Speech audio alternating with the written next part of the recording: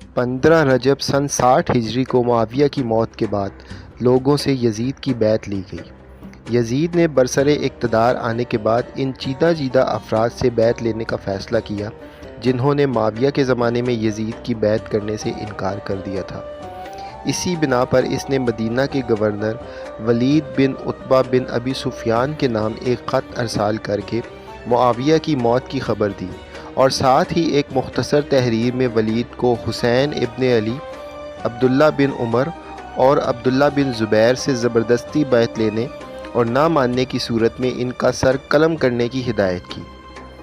اس کے بعد یزید کی طرف سے ایک اور خط لکھا گیا کہ جس میں حامیوں اور مخالفین کے نام اور حسین ابن علی علیہ السلام کا سر بھی اس خط کے جواب کے ساتھ بھجوانے کی تاکید کی گئی تھی۔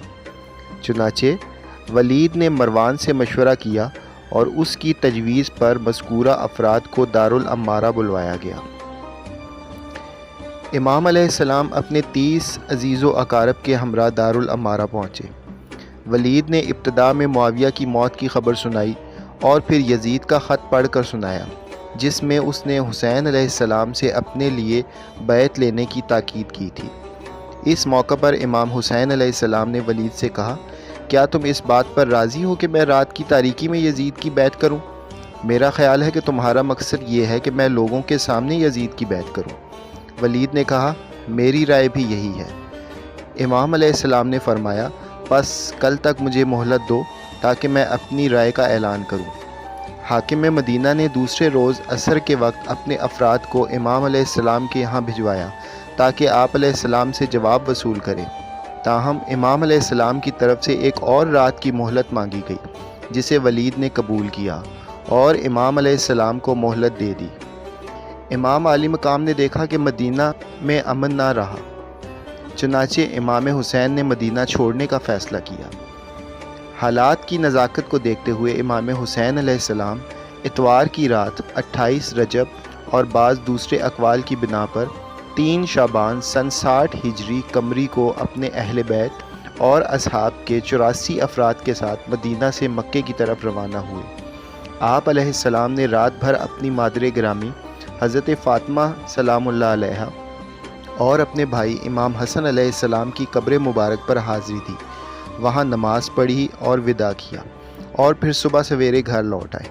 بعض دیگر مصادر میں آیا ہے کہ آپ علیہ السلام نے 2 رات پے در پے اپنے نانا رسول خدا صلی اللہ علیہ وآلہ وسلم کے قبر مبارک پر رات گزاری۔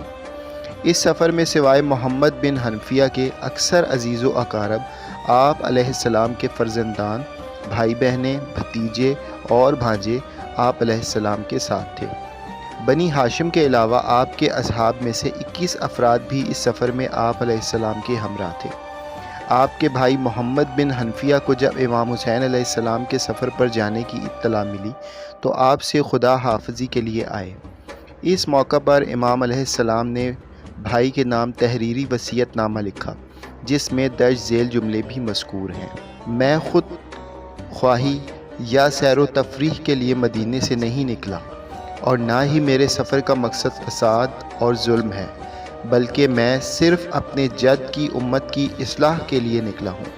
میں امر بالمعروف اور نہی عن المنکر کا ارادہ رکھتا ہوں۔ میں اپنے جد اور باپ کی سیرت پر چلوں گا۔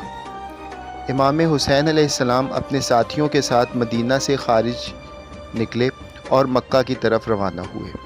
امام حسین علیہ السلام 5 دن بعد یعنی 3 شعبان سن 60 ہجری کو مکہ پہنچ گئے، جہاں اہل مکہ اور بیت اللہ کی زیارت پر آئے ہوئے حاجیوں نے آپ کا گرمجوشی سے استقبال کیا۔